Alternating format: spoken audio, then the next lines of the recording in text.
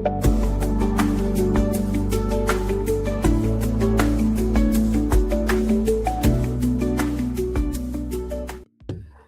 and a very, very happy new year to you all. This is the 137th episode of the Take a Poll podcast with Andy Cummins and Declan Carroll. Dec, happy new year to you. How are things? All good? Happy new year, Andy. All good. Really enjoyed yesterday. Yeah, had a ball. Great day. Yeah, thanks again to Ferry House. Thanks to you. And it was a great day, I thought. It was, yeah. No, food was lovely, hospitality was lovely, company was terrific, and a nice competitive race as well. And yeah, saw some good action as well. So a lot of odds on favourites, quite a few non-runners, but I thought Kate Doughty was impressive as well in the beginner's chase. So it was, and it was a lot of odds on favourites, but then you've a 40-1 winner of our race, which was probably fitting, and well done to Carl Thorne and Connections again. Yeah, absolutely, yeah. Great to get a nice winner on the board. And it's nice as well that, like, for everything we do as well, like we're an Irish podcast that we put our time out, and we try to give people an education about Irish race and pick a few horses out of the paper, try to have a little bit of fun. It's nice for Ferry House and Punchestown and certain trainers, owners, the punting public to embrace that as well, and we embrace you guys. So again, just a big thank you, and hopefully it's not the only race we sponsor. I think there'll be hopefully more down the pipeline, a few more little projects down in the future. 2026 hopefully be a big year, Dec. Hopefully, yeah. Looking forward to it. Last year went really, really well for us. So like onwards and upwards, we'll keep putting the time in because we enjoy it. For sure. We weren't chatting on this, we'd be chatting anyway, so we may as well put it out there. People seem to enjoy it. Even people heavily involved in the industry seem to enjoy it, and I've said some really nice things. So look, as long as I suppose we're still enjoying it, we keep doing it. That's it. And I am thoroughly enjoying it. No better person to be doing it with, Dec. Right, well, it's our first pod of the year. We record on the 2nd of January, and it's a grade one, straight into more grade one action. The Ballymore Novices Hurdle is going to take centre stage at Naas, formerly known as the Lawlers and Naas, formerly known as the Slaney. I think it's been the Slaney a few times actually. But yeah, it looks like a very competitive race, part of a strong 7-race card from Naas. One of my kind of favourite race meetings of the year, actually, to be honest with you. I think this is a very informative card that can sometimes be over. Obviously, the Slaney or the Ballymore will never, ever be overlooked because it has a lot of Cheltenham and spring implications. But there's a few of these maiden hurdles and the beginner chase. And there's another meeting, I think, later on in January, which is even more informative. Naas in January, as I said, there's really definitely two meetings now in January that you really have to keep a very, very close eye on. If you're happy to, Dec, I'll get into it. Let's do it. To 12:25 is the first race, the Irish Stallion Farms EBF Maiden Hurdle. We still got a couple of weeks of really strong maiden hurdles. I would have thought, like these when you kind of get into February, you start looking at progressive kind of late maturing handicappers with horses for next year. But this should still be a pretty competitive one. This could be the one. He was an interesting bumper horse last year, but probably didn't quite live up to the hype. But he goes in the first time tongue tie here for Martin Brassel. We've got a field of 26 Dec, simple things in there for the Dempseys too. Wouldn't be without a chance. Luke must be home from Australia, taking the ride on that one for Philip. We've got Future Prospect in the Coolmore colours, a daughter of Order St George for Paul Town and Willie Mullins. Be quite an interesting runner there. So where are you going to go here, Dec? It's not a bad maiden hurdle, big field, relatively open though. It is relatively open. Like Newbrook Diamond, he was toured at Punchestown last month. He chased home Fruit the Mare before that here. Fruit the Mare is nice enough horse we'll talk a bit more about later, but like he won that probably during Gavin Cromwell's tough time, well documented tough time. So, but we'll touch more on him later. Take It As Red is an interesting runner here. Chase Blake home at Down Royal. Now has ran a lot, was toured at Air after that, and the second won at Tramore, won the maiden hurdle at Tramore yesterday. A horse called the Pond Tweed won that for Nicky Richards, and he's 3 from 3 now, won a bumper and 2 hurdle races. Looks a nice horse, sorry. Yeah, have you mentioned him? We didn't mention it as such. We mentioned taken as red before, and we mentioned it. Oh, probably just Yeah, we were talking about Blake, I think, with regards to the Royal Bond, and we were also talking about Road Exile as well. I think that's really what it came up to. He might be one of the top novices in Britain. He wouldn't be far off it. And nobody really talking about him at the minute. So. Look, well worth keeping on side, and keep an eye out for where he's going. But I'd probably side with Future Prospect here, Andy. E16 lens. It looked like quite a deep bumper at the Punchestown Festival. Good girl Kathleen was behind him. He was toured in another strong bumper before that. One switch from Diesel as well. So it's a mare, is it, Future? It's a mare, yes. And she ran at Leopardstown behind Bambino Fever. A future prospect, probably a nice prospect as well. I think she might just go on and win this. Yeah, I think she's the most likely winner as well. I'd be nearly half querying why we haven't seen her just yet. So she might have had a little hold up, but then again, she had a lot of bumper runs now. She might have just been given a bit of time, Just taking a bit of time, exactly. Newbrook Diamond, another, as we said, an interesting runner. As you said there, Dec. Yeah, I probably will be sticking with the Willie Mullins mare Future Prospect. She goes in a hood, so she might be a bit of a handful as well. I wonder how positive Paul Townend is going to be on her, but definitely some nice bumper form to her name, and I think she'll take a bit of beating here myself. Onto the 1255. This is a really competitive handicap now. We were talking about this a good bit off air. This is the Adair Manor Opportunity Handicap Hurdle over just shy of 2 miles and 3 furlongs. Cumberland River, who was chatting about a little bit on the Christmas handicaps pod, he ended up subsequently winning that handicap at Limerick as a 3-year-old, and now goes in first time cheek pieces. Most likely going to be starting favourite here under Carl Miller. But there's plenty in here, Dec, that you could give a very, very good chance to this. We'll let you take it away. Yeah, look, as usual, Andy, I have quite the long list for for this race. So, look, my loser second at Leopardstown in March got £6 for that. Quite harsh, isn't it? Yeah, it would. You would have thought. Yeah. Yeah, had won a Maiden before that, would definitely have a chance only for that £6. It's just going to make life tough.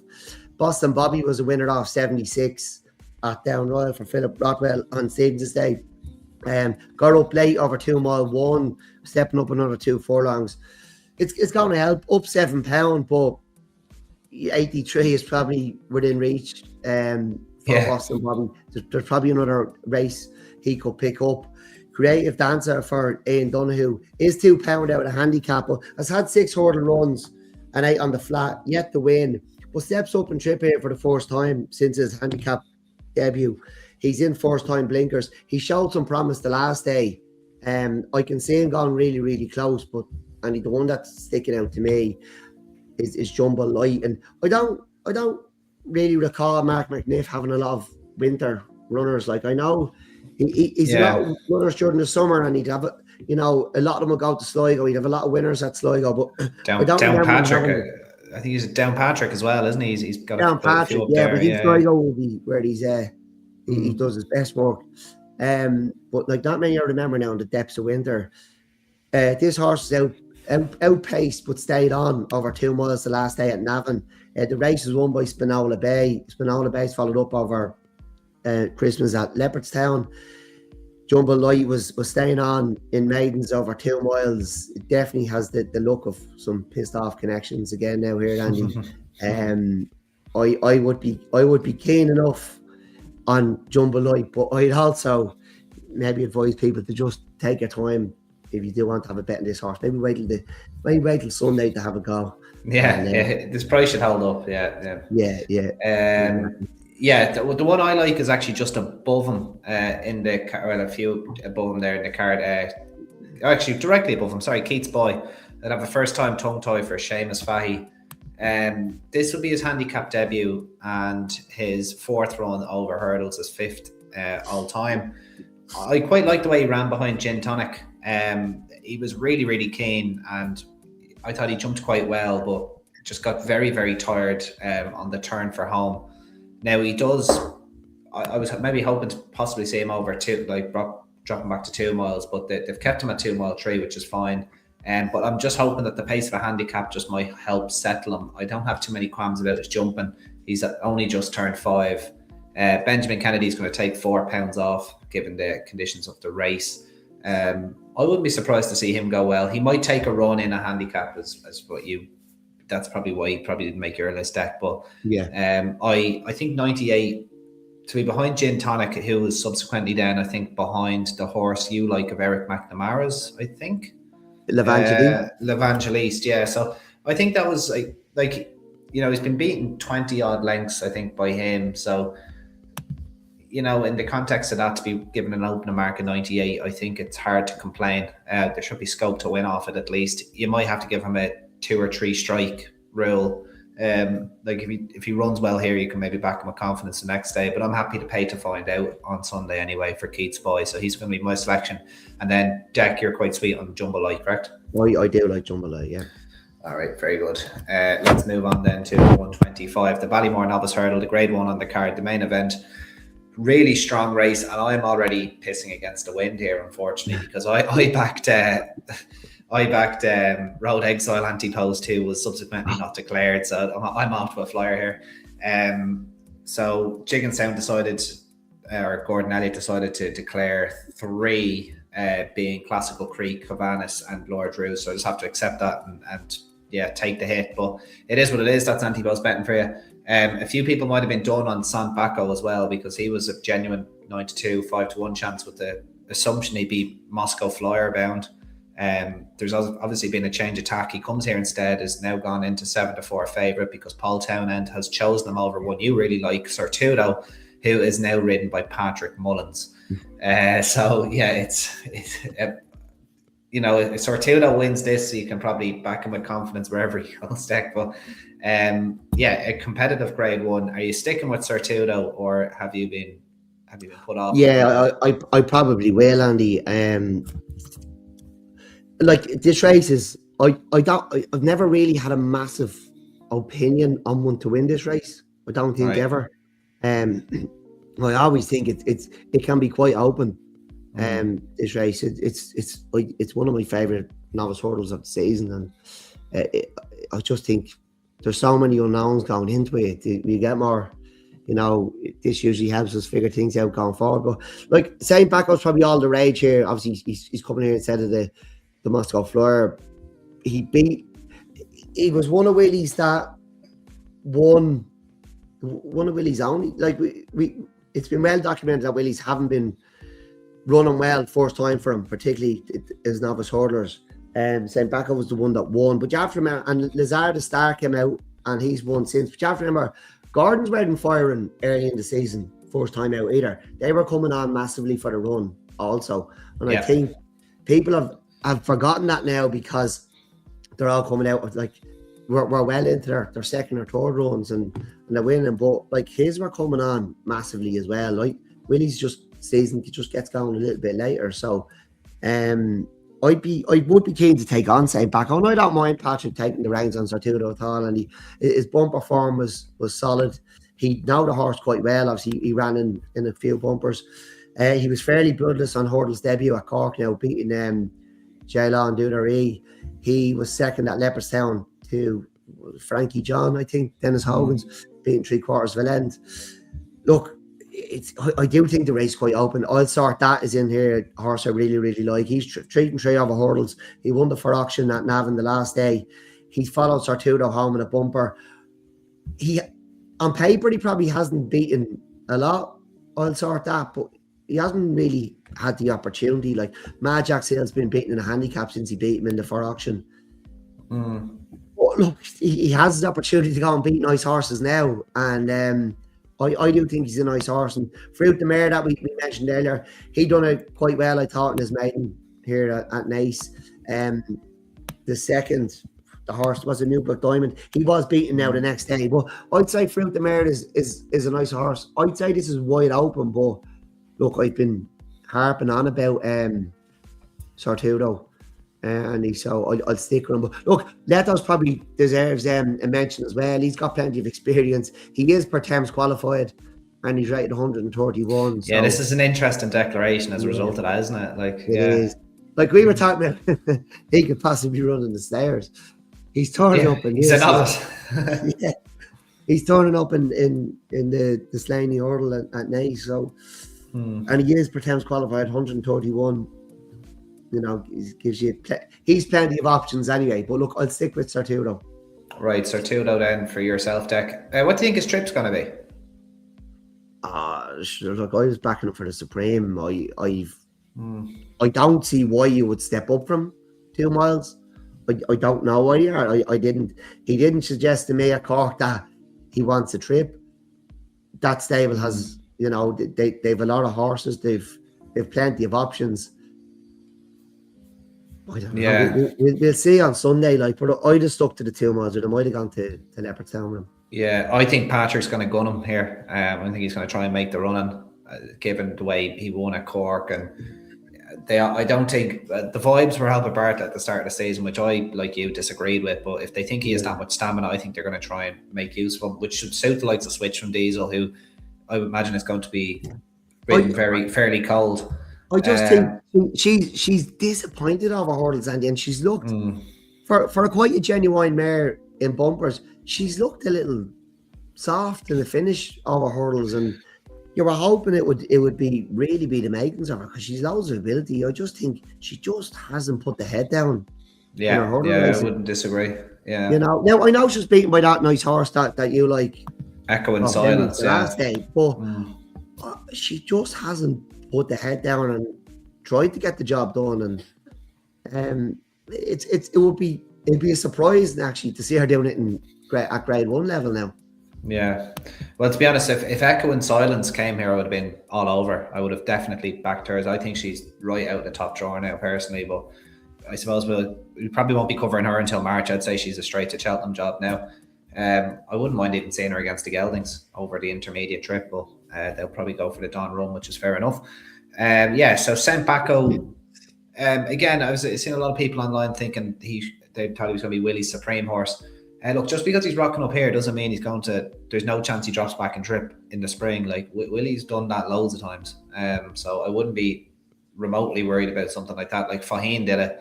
And you know, plenty of horses have done it in the past as well, or gone up and trip during the springtime. So I wouldn't be tearing up any tickets on Sortudo or Saint Bacco just because of this declaration just yet. Lord Rouge won his maiden hurdle quite well, but probably has a little bit to find, or this is probably going to come a little bit too soon for him. Letos, his mark of 131, I would have thought would just leave him a little bit vulnerable, albeit he's entitled to improve. Covanas, big price, 40-1. Well beaten by Dr. Steinberg in the Navan Novice Hurdle, but before that beat I Am Lorenzo. That Navan Novice Hurdle I just thought was a bit strange. Obviously I got my fingers burnt on Port Authority that day, who in my opinion there's absolutely no way he ran his race that day, and I still have a lot of faith in him, and hopefully he's okay and we see him soon. But Covanas is a big old price now, given that he was fancied for that Navan Novice Hurdle. I'll sort that, who you've mentioned there, Dec. Is it probably fair to say the Flying King maybe threw that race away the last day? I know I'll sort that, I think was giving him a bit of weight as well, but definitely in with a chance. Fruit de Mar, they are doing a lot better now after Henry had a few winners there. Tremor on New Year's Day, and he's definitely not without a chance. But I'm going to go with Classical Creek, a horse I'm quite a big fan of as well. Down Royal Bumper winner, was beaten then by Calypso Chance in a listed bumper at Navan, Gordon Elliott kind of farmed up until this year. He was won by Oh My Word this year. I thought he was very impressive in a maiden hurdle at Navan. It was a rescheduled maiden hurdle to the Monday. He was 4-9, but he won very easily. The form hasn't really been tested yet. Filiroy is odds on for a maiden hurdle at Cork, so that might give you a little bit more information in the context of this race. Fixios was fancied then for a bumper on his next start, but slipped up in the home straight. I think he was okay though. And then Coyote Spirit, who was beaten 12 lengths, was placed in a Leopardstown handicap over Christmas off 116. So Classical Creek didn't really need to come off the bridle to win that day, though. So I think he's a very, very nice horse. Looks a staying chaser in the making, but I wouldn't be surprised if he was able to make the jump to Grade 1 class, and he would be my selection for the Ballymore Novice Hurdle in the absence of Road Exile, who I still, as I said, hold a lot of faith in. Looking forward to seeing him in the springtime. So yeah, Classical Peak for me, and Sir Tudor for yourself, Dec. That's it.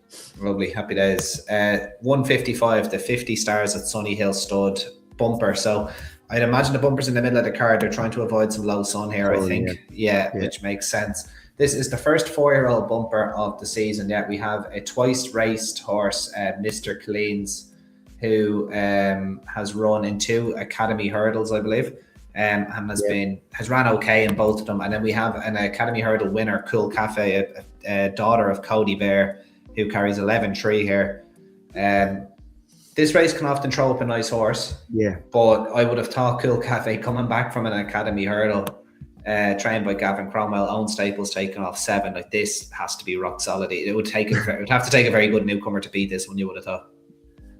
Yeah, like this was one of my favourite bumpers of the year, because nothing had ever ran, and you were kind of you might approach this way people used to approach what's that race at Doncaster on the flat? The Brocklesby. But now that's completely changed, because they're all running on the all weather.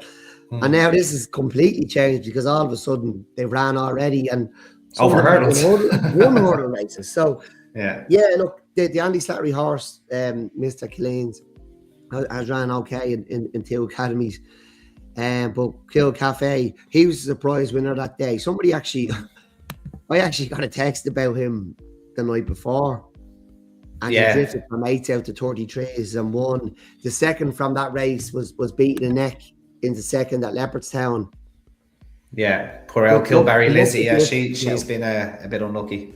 Yeah, like this looks a gift, unless there's an absolute machine in here. But even at that, first time up ever, trying to beat a horse who's won a hurdle race, dropping back into a bumper, like, it's going to be very, very tough for them all. Like, there's no penalties or anything, is there? Like, it's just no. She gets the £7 as well. So she looks rock solid. Now there is Hartford, who's by Blue Brazil. Obviously he must be quite precocious, or showing something now to be lining up here. And then we have a son of Sotsas, Quirin. Now Sotsas didn't really make haze as a stallion. I think Kilmore got rid of him. But he's very well bred. He's related to Millet Mill, who was a Group 1 winner over staying distances in France on the flat. So definitely an interesting staying pedigree, and definitely one that will probably improve with age and time. So he's a very interesting recruit for William Patrick Mullins, and he'd probably have to rate as the main danger. That's more so just on his page than on, never mind his connection. So I'll still go with Cool Caf, though. I think or Cool Cafe. I think it's a big advantage she comes here after winning an Academy hurdle. I'd back horses coming from hurdles into bumpers anyway. And she's a conditional rider. A very good conditional as well. So like, this looks an absolute gift. Happy New Year.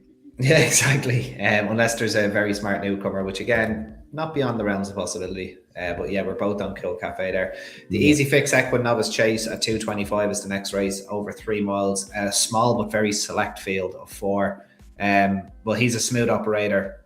Look, he'll win races at his level, but it won't be this one. Carasso Blue, a horse that I have an awful lot of time for. I really, really like him. He's just turned 5, has a mark of 138. Flicker of Hope, who did very, very well to win on his second chase start, beating Patter Merchant and Kiss Will.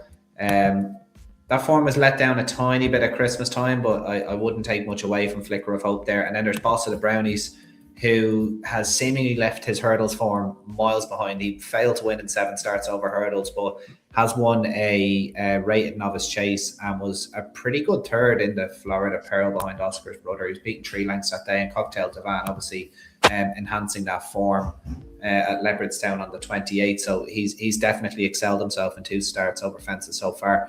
I pretty much have this as a match between probably Boss Up the Brownies and the bottom one, Corosso Blue. I'm leaving out Flicker of Hope despite him being 7-4. I think he might find this a little bit too hot. But who do you like out of the 4 deck?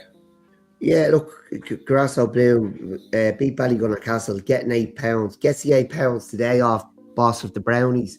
When does he start to have to give it away back? It'll start pretty much like in the next 2 or 3 weeks. So he's still very, very attractively weighted for now, I think. And he's only turned 5, and I think he's a really nice horse. I really do. Yeah, he definitely is. I do really like Boss of the Brownies though. And like as you said, he's left his hurdles farm behind.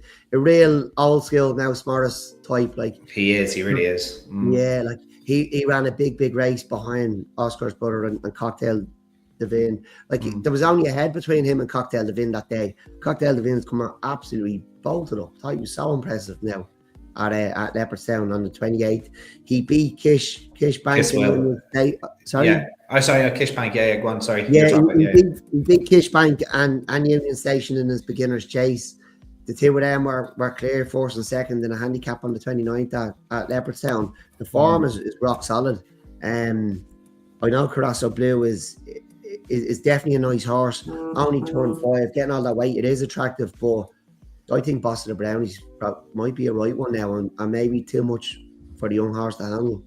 Yeah, that Florida Pearl is gonna that two of the top 3 that in the race that day probably be 2 of the top 3 in the betting for the Irish Grand National on Easter Monday. So I'd imagine that's where Boss of the Brownies is ultimately going to end up, and I would imagine Oscar's brother is going to end up there too. So yeah, 2 very nice horses, but I do really think I really like Corosso Blue. I think he's a go ahead. No, I like we talked about the 2 of these, Oscar's brother and Boss of the Brownies, for the Irish Grand National before the Florida Pearl. But I'm beginning to think like it's very tempting to go there with them with these 2 lovely novices, but you know, do they have bigger ambitions? Not that there is many bigger ambitions. Like, would you rather win an Irish Grand National or an RSA? I'd rather the prize money of an Irish Grand National now if I had a really well handicapped novice. But like, I think they're probably grade 1 novice chasers. Like, I'm not saying to be grade 1 open chasers, but they'd be well entitled to take their chance. I know he was beaten by Oscar's brother, but like they'd be well entitled to take their chance in a 3 mile grade 1 novice chase. Oh yeah, they absolutely would. Yeah, I think Punchestown would suit them more than the old track or the old course at Cheltenham now.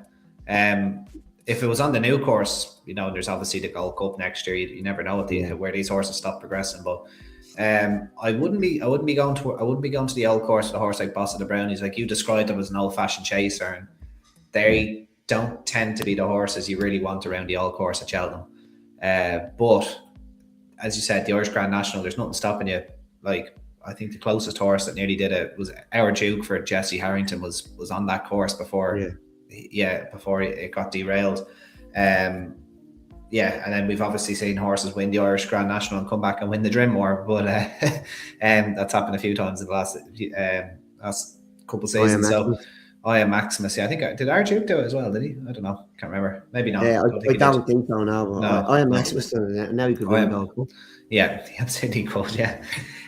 Right. Yeah, I'm going to stick with Corosso Blue. Like, I'm not really sure where his ceiling lies, and the fact that he's only 5, and he's just coming on leaps and bounds. I tell you, he was kind of unlucky not to beat Eagle Fang in his chasing debut, and I know he let the form down a little bit. He didn't quite run up to form on New Year's Day at Cheltenham, but his win against Ballygunner Castle, who probably should have seen red for his tackle on Slade Steele in that beginner's chase on New Year's Eve at Punchestown. But like that race they hadn't got racing by the 4th last. Like there's a chance Slade Steele would have just gone by him, given he was the supreme winner, but like it wasn't absolutely 100% guaranteed because they hadn't got racing yet.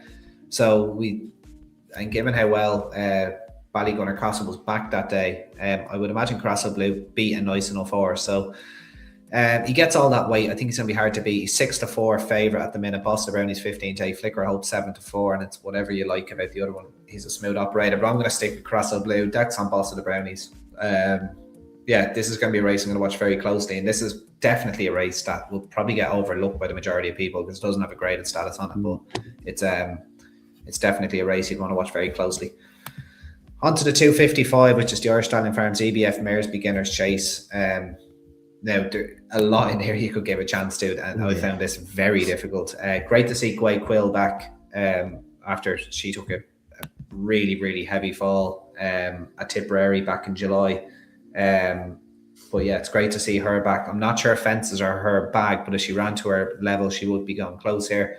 Karamoja, Magic McColgan, Neon Diamond, Sancha Tartar, and the Great Nudie. You could give all of them pretty much a chance. And even in fairness to Philip Rothwell's Honeycomb Quick, who was a dual point-to-point winner from 5 starts in that sphere, ran well for a long way behind the Big Westerner on her rules debut, which that was a grade 2. She was beaten 30-odd lengths by the Big Westerner. Like, I'd say she's a nice mare that'll be winning races in her own right. Like this, you could give a chance to a lot of these, Dec, but who's your selection?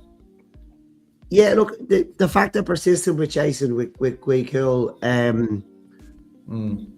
like she was going well the last when she fell at Tipperary. Like she was running nice race. She's been off since. She won 30 plus hurdler. She's had a decent flat run in between chases. I don't think her chasing has been all that bad. I'd fancy her here because there's holes to be picked and everything. Like I fancy Karamoja last day. I thought she was disappointing on her chase debut. Yeah. She's beaten 13 lengths in the Don Run at Cheltenham.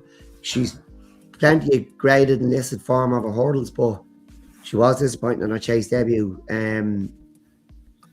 Guico is such a likeable mare. She's such a really, really honest, tough, likeable mare. And I think it's a good opportunity for her. Yeah, she's definitely not without a chance. I would have given Karamoja another chance, to be honest with you. Like she, as you said, plenty of graded hurdle form. And she was beaten about 20 lengths by Jacob's Ladder, but she was beaten at the time, but she took the last home with her and was just very much eased up after that. So I think the 19 lengths isn't really a fair description of how far she would have been beaten otherwise. And Jacob's Ladder, like he's definitely a better chaser than he was a hurdler. And he did it nicely that day back to 2 miles. McClory, who we'll probably talk about at the end of the pod, was third that day. Skylord, I would imagine he'll win races over fences, was fourth. And then Caroline Bamboo, who was extremely well backed, she was second. So I'd say that was a nice enough beginner's chase. And assuming that Karamoja just came on for that run and can maybe iron up on a couple of those errors, I think she's the one that they have to be here. My worry is, though, I think she's going to be too short in a betting to get involved based on the mistakes that she kind of did show first on out. So very much it's going to be price dependent. But Honeycomb Quick is what I'm going to keep a very close eye on going forward. I would have thought the Hunter Chase sphere would have been open to her given her point-to-point background, but they're going down the beginner's sphere. And she ran all right though for her first run under rules.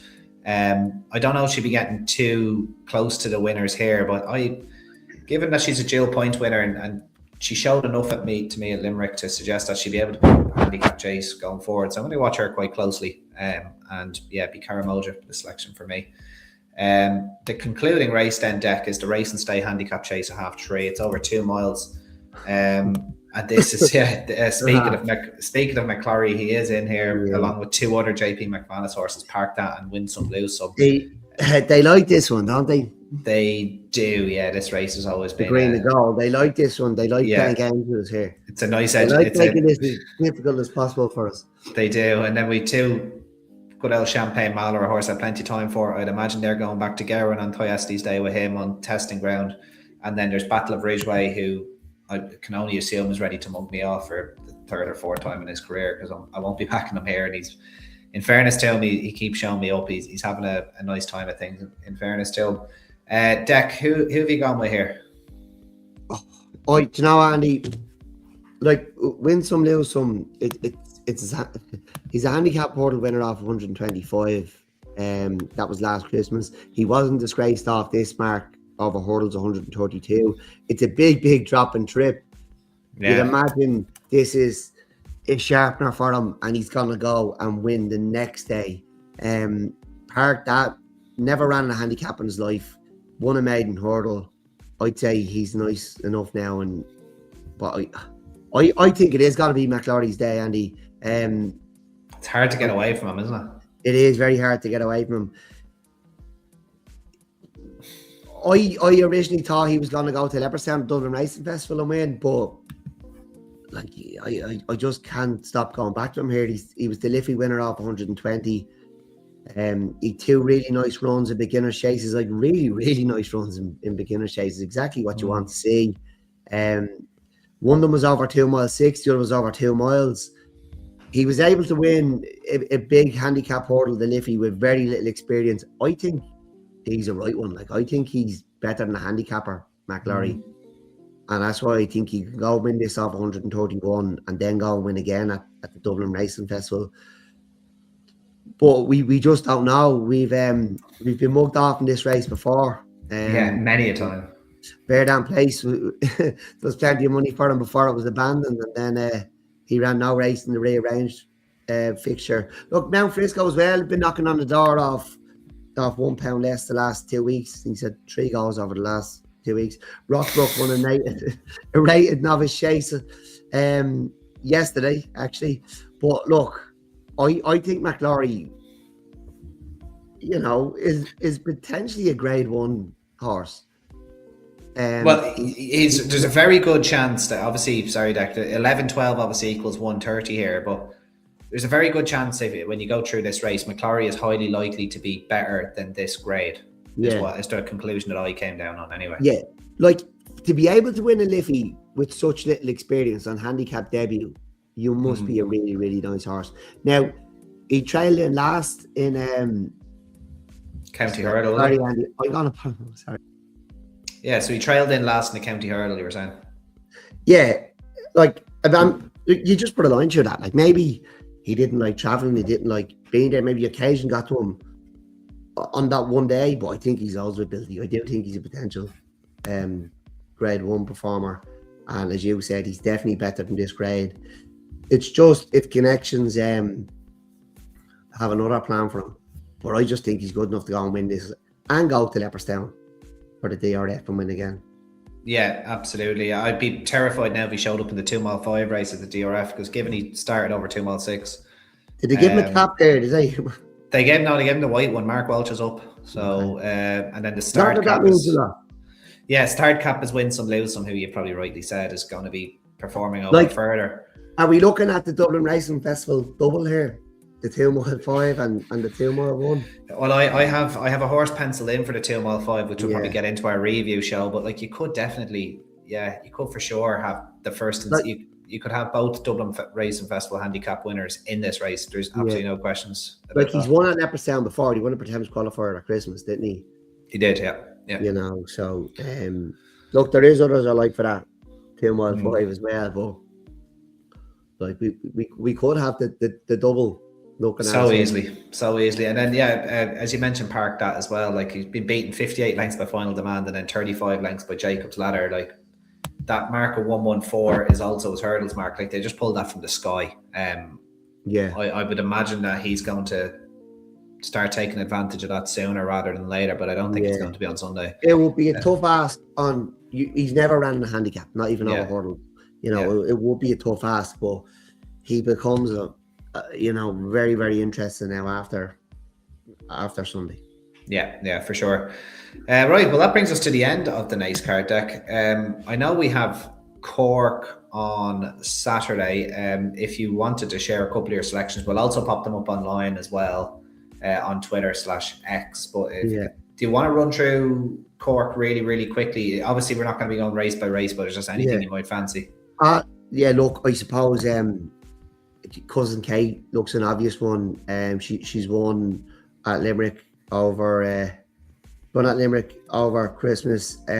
Sean Flanagan rode. Owen Staples takes the ride now. She's gone up £8 and he takes 7 back off, and he's more than capable.